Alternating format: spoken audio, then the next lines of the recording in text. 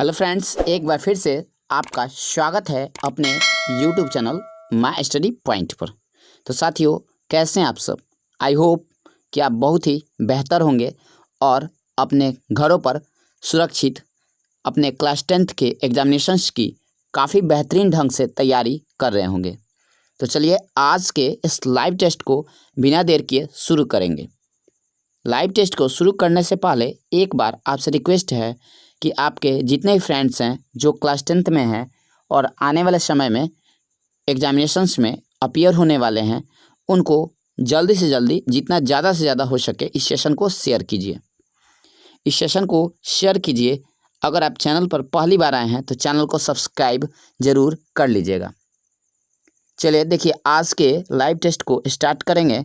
Live test को start करने से पहले आपको ये बता दें कि आप इस चैनल पर इसके पहले मानव नेत्र और रंग बिरंगा संसार, जो कि फिजिक्स का एक बहुत ही इम्पोर्टेंट चैप्टर है, उसके ऑब्जेक्टिव के 2 लाइव टेस्ट दे चुके हैं।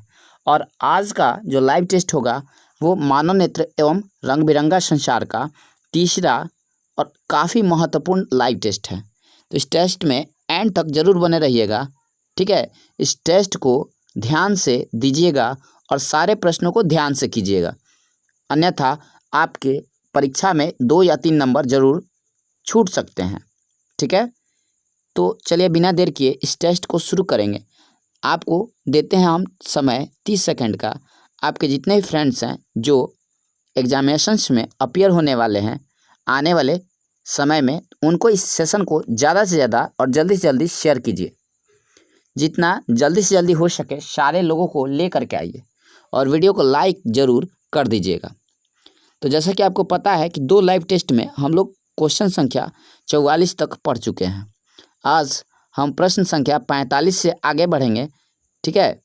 तो सारे प्रश्नों को ध्यान से ज़रूर देखिएगा, ठीक है।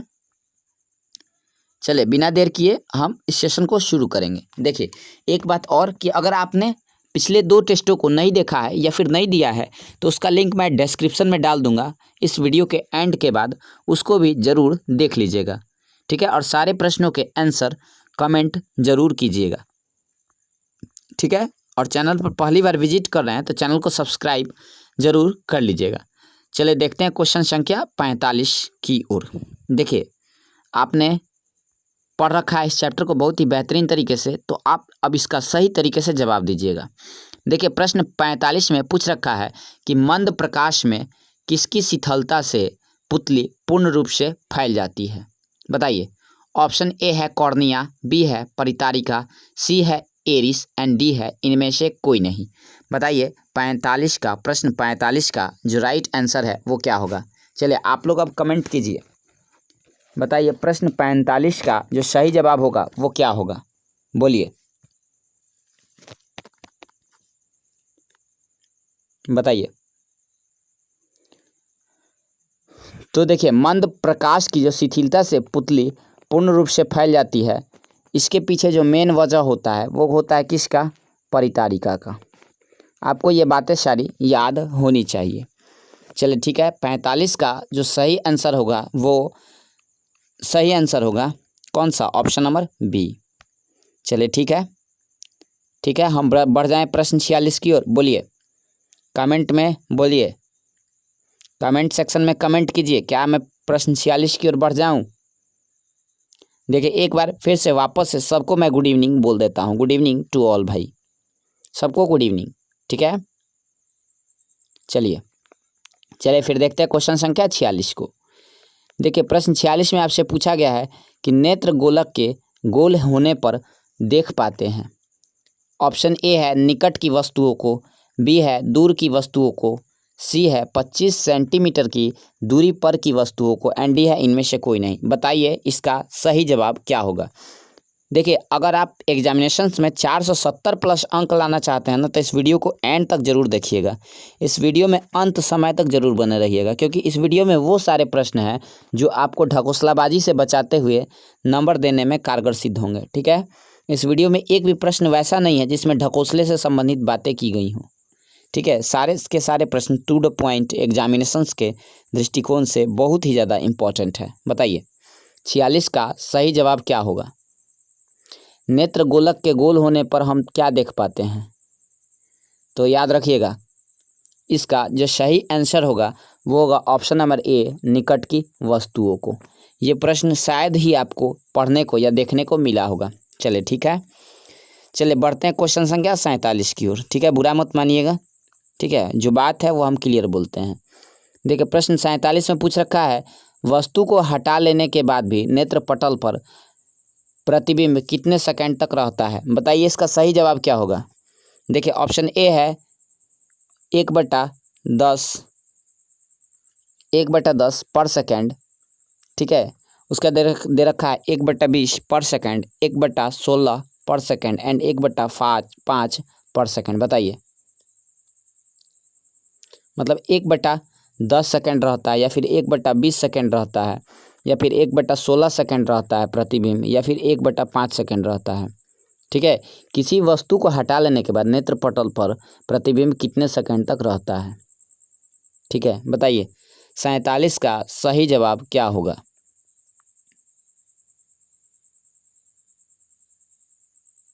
बोलिए। देखिए जो 47 का राइट आंसर होगा वो होगा ऑप्शन नंबर ए, यानी कि 1/10 सेकंड। यानी कि अगर वस्तु को हटा लेते हैं सामने से तो नेत्र पटल पर जो प्रतिबिंब है वो 1/10 सेकंड रहता है। अगर वीडियो पसंद आएगा तो इसको लाइक ज़रूर कर दीजिएगा। ठीक है, चलिए बढ़ते हैं क्वेश्चन संख्या 48 की ओर। देखिए प्रश्न 48 को ध्यान से देखिएगा, और ज़्यादा प्रश्न नहीं है, प्रश्नों की संख्या हो सकता है कि 15 से 20 हो। ठीक है, ज़्यादा प्रश्न नहीं लिए हैं आज हमने। ठीक है, क्योंकि समय का भी अभाव है और इन्हीं कारणों से ज़्यादा प्रश्न नहीं लिए गए हैं। तो सारे प्रश्नों को ध्यान से देख लीजिएगा। ठीक है, और भागिएगा मत। देखिए क्वेश्चन नंबर 48 है, दृष्टि निर्बंध सिद्धांत का उपयोग कहाँ किया जाता है? बताइए। ऑप्शन ए है चलचित्र प्रक्षेपण में, ऑप्शन बी है फोटोग्राफी कैमरे में, ऑप्शन सी है सूक्ष्मदर्शी में, एंड डी है इनमें से कोई नहीं। बताइए इसका सही जवाब क्या होगा? दृष्टि निर्बंध सिद्धांत का उपयोग कहाँ होता है? ये सारे के सारे वो प्रश्न हैं जो आपके एग्जामिनेशंस के दृष्टिकोण से बहुत ही ज़्यादा इम्पोर्टेंट है। तो देखिए याद रखिएगा कि जो दृष्टि निर्बंध सिद्धांत है ये उपयोग होता है चलचित्र प्रक्षेपण में। कहाँ उपयोग होता है भाई? तो चलचित्र प्रक्षेपण में। देखिए जितने भी प्रश्न है ना वो इम्पोर्टेंट प्रश्न है और शायद आपको कभी भी देखने को मिले हो। तो आप देखिए, अगर चैनल पर पहली बार आए हैं तो चैनल को सब्सक्राइब जरूर कर लीजिएगा और बेल आइकन को प्रेस कर लीजिएगा, ताकि आपको नए नए इंटरेस्टिंग वीडियोज़ के अपडेट्स समय समय पर मिलते रहे। चलिए देखते हैं क्वेश्चन संख्या 49 को। क्वेश्चन 49 को ध्यान से देखिएगा और समझने का प्रयास कीजिएगा। देखिए प्रश्न 49 में आपसे पूछा गया है, कॉर्निया के पीछे क्या है जो काले रंग की पेशियों का समुच्चय है? कॉर्निया के पीछे क्या है जो काले रंग की पेशियों का समुच्चय है? बताइए। ऑप्शन ए है परितारिका, बी है नेत्रपटल, सी है दृष्टिपटल एंड डी है इनमें से कोई नहीं। बताइए इसका सही जवाब क्या होगा?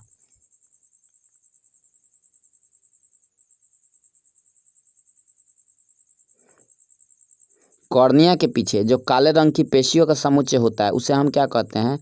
परितारिका कहते हैं। ध्यान रखिएगा, उसे हम क्या कहते हैं भाई? परितारिका कहते हैं।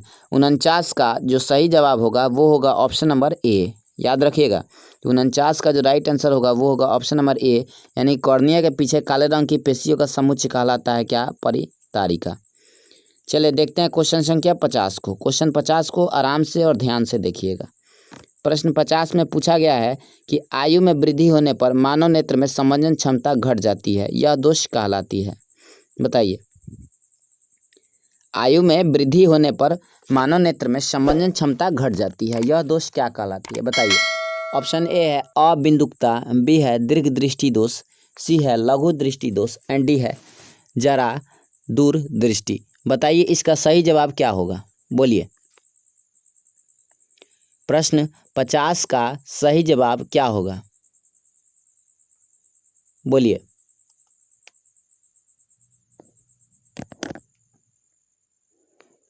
तो देखिए याद रखिएगा, जो 50 है उसका सही जवाब ऑप्शन नंबर डी होगा, यानी कि आयु में वृद्धि होने पर मानव नेत्र में जो संवेदन क्षमता होती है वो घट जाती है, और यह दोष क्या कहलाता है भाई? तो यह दोष कहलाता है आपका जरा दृष्टि दोष। चलिए ठीक है, बढ़ते हैं क्वेश्चन संख्या 51 की ओर। वीडियो पसंद आ रहा है तो लाइक ज़रूर कर दीजिएगा, ठीक है, क्योंकि बार बार अब कहना ना पड़े, ठीक है, सारी बात आप समझ रहे हैं। और ये लाइव टेस्ट बहुत ही ज़्यादा इंपॉर्टेंट है, छोड़ के भागिएगा तो आप अपना 2-4 नंबर लेके जाइएगा, ठीक है।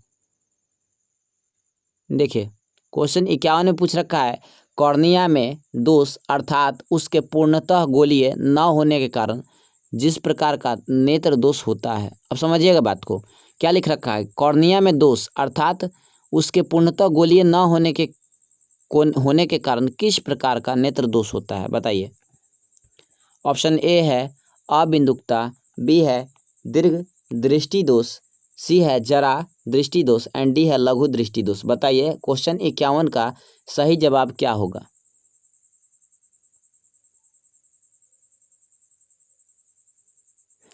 तो देखिए इसका जो राइट आंसर होगा वो होगा ऑप्शन नंबर ए, यानी कि कॉर्निया में, ध्यान से समझिएगा कि कॉर्निया में जो दोष होता है यानी कि उसका गोलीय न बन पाना, जो नेत्र का दोष होता है वो होता है अबिंदुकता, ठीक है। आई होप कि आपको हमारी बातें समझ में आ रही होंगी। देखिए प्रश्न 52 को आराम से और ध्यान से देखिएगा। क्वेश्चन 52 में पूछा गया है कि अबिंदुकता नेत्र दोष वाले व्यक्ति के चश्मे में किस तरह के लेंस से दोष का निवारण होता है। ऑप्शन ए है अवतल लेंस, बी है बेलनाकार लेंस, सी है उत्तल लेंस एंड डी है द्विफोकसी लेंस। बताइए क्वेश्चन 52 का सही जवाब क्या होगा, बोलिए। इस क्वेश्चन का जो राइट आंसर है वो आप कमेंट सेक्शन में कमेंट कीजिए, हम ध्यान से आपके कमेंट्स को देखते हैं। चलिए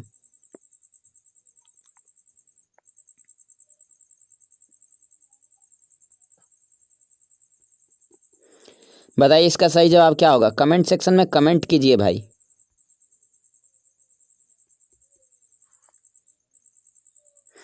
देखिए जो 52 का सही जवाब होगा वो होगा ऑप्शन नंबर बी, यानी कि बेलनाकार लेंस, यानी कि अबिंदुकता नेत्र दोष वाले व्यक्ति के चश्मे में बेलनाकार लेंस होता है। चलिए बढ़ते हैं क्वेश्चन संख्या 53 की ओर। क्वेश्चन 53 में पूछा गया आपसे कि दोष रहित नेत्र 25 सेंटीमीटर और अनंत के बीच रखी वस्तु को आसानी से देख पाता है, इसके बीच की दूरी को कहते हैं। देखिए क्वेश्चन 53 में पूछा गया है कि दोष रहित नेत्र 25 सेंटीमीटर और अनंत के बीच रखी वस्तु को आसानी से देख पाता है, इसके बीच की दूरी को क्या कहते हैं, बताइए। ऑप्शन ए है दृष्टि परिसर, बी है अनंत बिंदु परिसर, सी है निकट बिंदु परिसर एंड डी है कोई नहीं। बताइए इसका सही जवाब क्या होगा।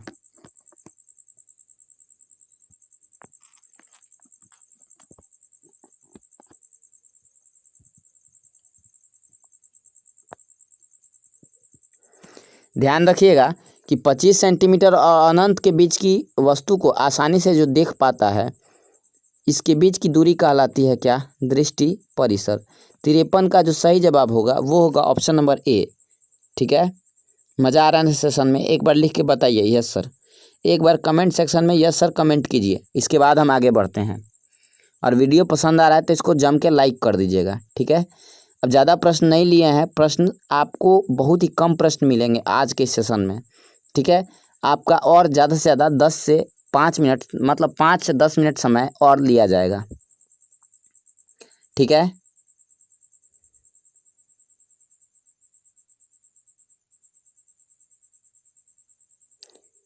चलिए ठीक है, देखते हैं प्रश्न संख्या 54 को। देखिए प्रश्न 54 में आपसे पूछा है कि मानव नेत्र 2 है अतः इनका दृष्टि क्षेत्र होगा। बताइए मानव नेत्र 2 है अतः इनका दृष्टि क्षेत्र होगा। बताइए ऑप्शन ए है 180 डिग्री, बी है 150 डिग्री, सी है 160 डिग्री एंड डी है 120 डिग्री। बताइए जो प्रश्न 54 है इसका सही जवाब क्या होगा।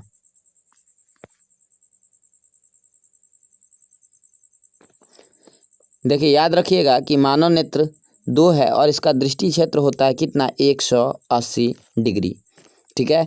ये सारे प्रश्न शायद ही आपको कभी देखने को मिले होंगे, ठीक है, और वो भी क्लास 10th के लेवल पर। और ये ऐसे प्रश्न जो है एग्ज़ाम में आते हैं और विद्यार्थी को फंसा के चले जाते हैं, ठीक है।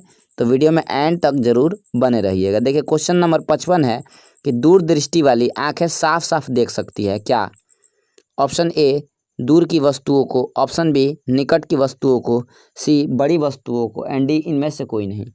इसका जवाब हम नहीं बता रहे हैं, आप बताइए।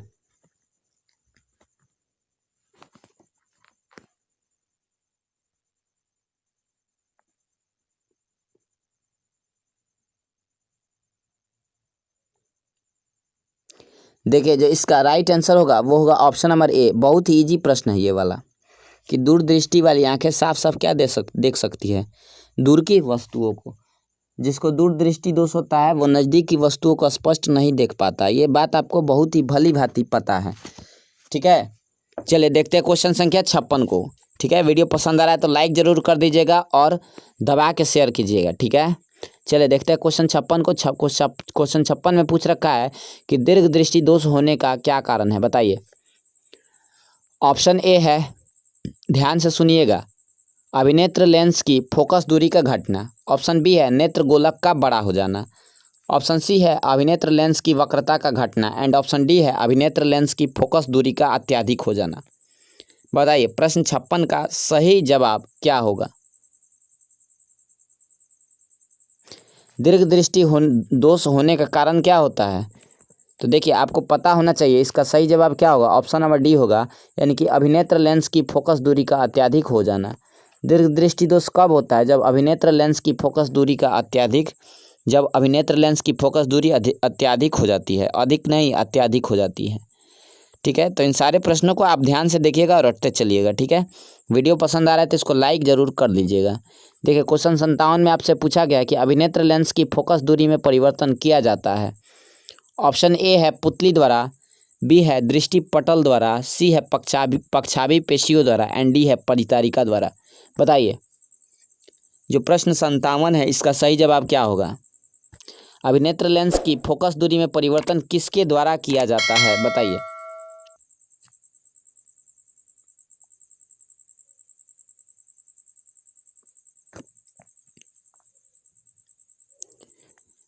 देखिए जो इसका राइट आंसर होगा वो होगा ऑप्शन नंबर सी, यानी कि पक्षाभि द्वारा। पक्षाभि पेशियों के द्वारा जो है अभिनेत्र लेंस की फोकस दूरी में परिवर्तन किया जाता है, ठीक है। देखिए ये वैसा चैप्टर है ना जो आपके 10th में तो काम करेगा ही, लेकिन इसके बाद आने वाले समय में आपको एक बार फिर दोबारा जो है इंटरमीडिएट में पढ़ना है। तो देखिए ध्यान से कीजिएगा ना तो सारी चीज़ें उस समय भी तरोताज़ा रहेंगी। देखिए क्वेश्चन 58 में पूछ रखा है, रेटिना प्रकाश को परिवर्तित करता है। ऑप्शन ए विद्युत ऊर्जा में, ऑप्शन बी विद्युत सिग्नल में, ऑप्शन सी वास्तविक प्रतिबिंब में, एंड डी इनमें से कोई नहीं। ये इस क्वेश्चन का जवाब आप दे लीजिए, बताइए 58 का राइट आंसर क्या होगा, बताइए। रेटिना जो है वो प्रकाश को परिवर्तित करता है, कैसे परिवर्तित करता है इसका सही जवाब दीजिए आप, बताइए क्या होगा इसका सही जवाब, बोलिए। प्रश्न 58 का सही जवाब क्या होगा, बोलिए।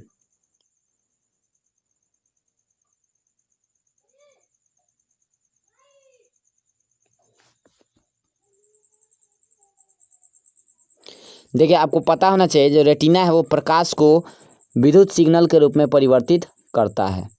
जो रेटिना है वो प्रकाश को विद्युत सिग्नल के रूप में परिवर्तित करता है, ठीक है। चलिए देखते हैं क्वेश्चन संख्या 59 की ओर। भागिए मत, आप वीडियो में एंड तक जरूर रहिए, ठीक है, क्योंकि अब 2-4 प्रश्न और रह गए हैं, 2 से 4 प्रश्न, इसके बाद आपकी छुट्टी हो जाएगी, ठीक है। इस वीडियो लेक्चर का चौथा पार्ट आएगा बहुत ही जल्द। इसके पहले 2 पार्ट आपको कराए जा चुके हैं, मानव नेत्र और रंग बिरंगा संसार के। ये जो है मानव नेत्र का जो तीसरा पार्ट है, ये जो ऑब्जेक्टिव सेशन है, ये 3rd पार्ट है, ठीक है। तो अगर आपने 2 पार्ट नहीं देखा है तो उसका लिंक मैं डिस्क्रिप्शन में डाल दूंगा, वहाँ से जाके आप देख लीजिएगा। और या आपको कक्षा 10वीं से रिलेटेड अगर अदर विषय के वीडियो चाहिए तो जाइएगा, लिंक डिस्क्रिप्शन में सबका प्लेलिस्ट बना हुआ है, आराम से जाके देख लीजिएगा, ठीक है। और चैनल को ज़्यादा से ज़्यादा शेयर कीजिए लोगों के साथ, ठीक है। और सब्सक्राइब जरूर कीजिए, ठीक है, बिना सब्सक्राइब किए हुए देखना पाप है। देखिए क्वेश्चन 59 में क्या पूछ रखा है कि नेत्रदान करने वाले व्यक्ति की आयु सीमा होगी, बताइए। ऑप्शन ए 10 वर्ष, बी है 25 वर्ष, सी है 60 वर्ष, एंड डी है इनमें से सभी। बताइए इसका सही जवाब क्या होगा। जो नेत्रदान करने वाला व्यक्ति है उसका आयु सीमा क्या होता है।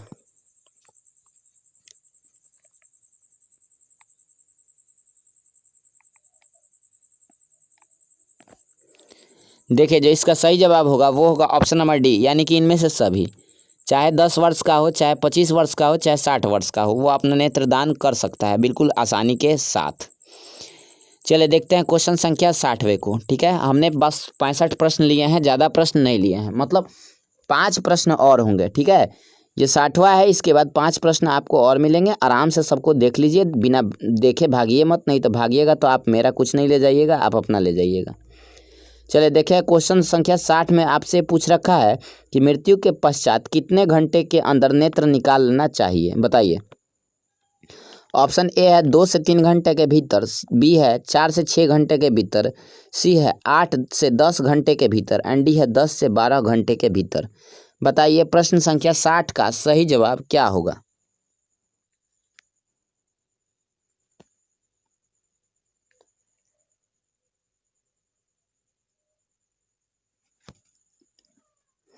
देखिए, जो इसका सही जवाब होगा वो होगा ऑप्शन नंबर बी, यानी कि मृत्यु के 4 से 6 घंटे के भीतर जो है मानव का जो नेत्र है वो निकाल लेना चाहिए।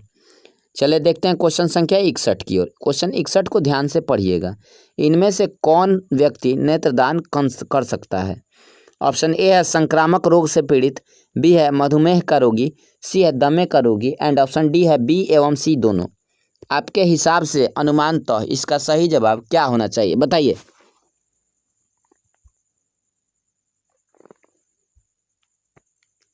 बताइए भाई, इसका राइट आंसर क्या होना चाहिए।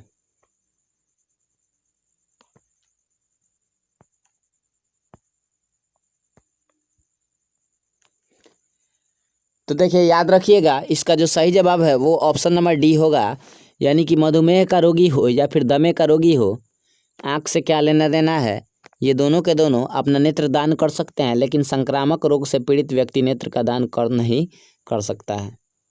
ठीक है, तो इसका राइट आंसर क्या होगा, ऑप्शन नंबर डी होगा। चलिए देखते हैं क्वेश्चन संख्या 62 की ओर। क्वेश्चन 62 में आपसे पूछ रखा है कौन रंग है जिसका खतरे के सिग्नल के रूप में उपयोग होता है। बताइए, ये तो आप बता लीजिएगा, कौन रंग है जिसका खतरे के सिग्नल में उपयोग होता है, बताइए। ऑप्शन ए है नीला रंग, बी है बैगनी रंग, सी है लाल रंग एंड डी है पीला रंग। बताइए खतरे का सिग्नल कौन सा रंग होता है, तो कोई बता देगा।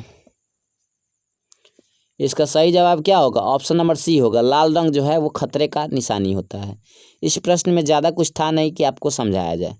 चलिए देखते हैं क्वेश्चन संख्या 64 की ओर ध्यान से। सॉरी, क्वेश्चन 63 ही है। ठीक है, आप लोग के साथ साथ हम भी घबरा गए हैं। ठीक है, भागने लगता है लोग तो क्या किया जाए, भागिए लोग मत, वीडियो में एंड तक जरूर रहिए। देखिए क्वेश्चन 63 में पूछ रखा है श्वेत प्रकाश जब प्रिज्म से होकर गुजरता है तो जो रंग सबसे अधिक विचलित होता है वह है, बताइए कौन सा। ऑप्शन ए है लाल, बी है पीला, सी है बैगनी एंड डी है नीला। बताइए प्रश्न 63 का सही जवाब क्या होगा। श्वेत प्रकाश की किरण जब प्रिज्म से गुजरती है तो सबसे ज़्यादा विचलित होने वाला रंग कौन सा होता है, बैगनी होता है। एक लास्ट बार कहेंगे कि वीडियो को लाइक ज़रूर कर दीजिए भाई, और चैनल पर पहली बार आए हैं, विजिट कर रहे हैं तो सब्सक्राइब कौन करेगा, हम थोड़े ना करेंगे, आप करिए सब्सक्राइब यार। चलिए देखते हैं क्वेश्चन संख्या 64 को। प्रश्न 64 में आपसे पूछा गया है प्रकाश एक पतली झिल्ली से होकर नेत्र में प्रवेश करता है, इस झिल्ली को कहते हैं। बताइए ऑप्शन ए है नेत्र पटल, बी है कॉर्निया, सी है परितारिका एंड डी है पुतली। बताइए इसका सही जवाब क्या होगा।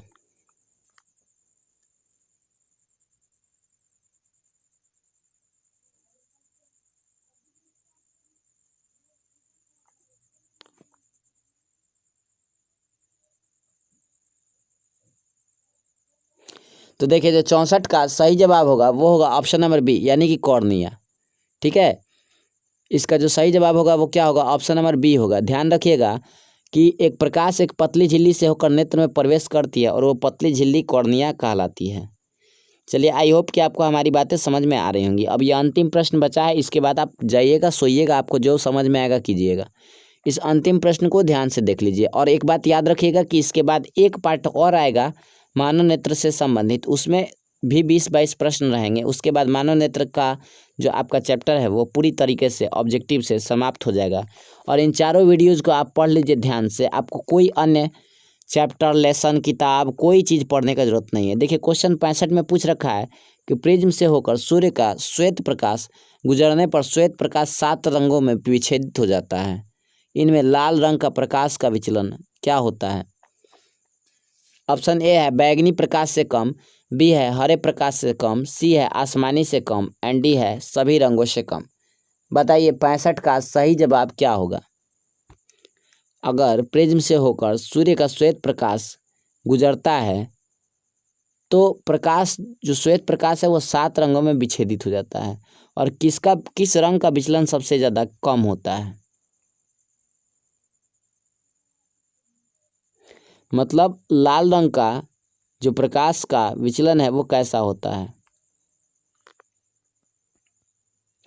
याद रखिएगा इसका सही जवाब ऑप्शन नंबर डी होगा, यानी कि जो लाल रंग का प्रकाश का विचलन होता है वो सभी रंगों से कम होता है। देखिए जाइएगा ज़रूर देखिए, लेकिन एक बात और बता देते हैं कि देखिए अगर वीडियो लेक्चर में कहीं कोई प्रश्न का उत्तर मान लीजिए कि गलती हो जाता है तो उसको आप कमेंट सेक्शन में कमेंट कर दीजिए कि सर इस प्रश्न का सही आंसर ये होगा या वो होगा। क्योंकि देखिए एज ए एग्जाम्पल कि कोई भी एक टीचर भगवान नहीं होता है। तो देखिए आप सबका रिस्पेक्ट कीजिए, सब कोई आपके अपने गुरु हैं, ठीक है। और अगर गलती से किसी के वीडियो लेक्चर में कोई प्रश्न गलती छूट जाता है तो उसको आप सही कीजिए। अगर नहीं सही होता है तो कमेंट सेक्शन में कमेंट कीजिए, आपके समस्या का समाधान किया जाएगा, ठीक है। और चैनल पर पहली बार आए हैं तो चैनल को सब्सक्राइब जरूर कर लीजिएगा, बेल आइकन को प्रेस कर लीजिएगा। चलिए मिलते हैं फिर किसी अगले वीडियो में बहुत ही बढ़िया लाजवाब और जानदार टॉपिक के साथ। तब तक के लिए आप अपना ख्याल रखिए, अपने परिवारजनों का ख्याल रखिए। Bye bye, take care and have a sweet good night to all of you. आप सभी को एक बार मेरे तरफ से प्यारा प्यारा सा राधे राधे।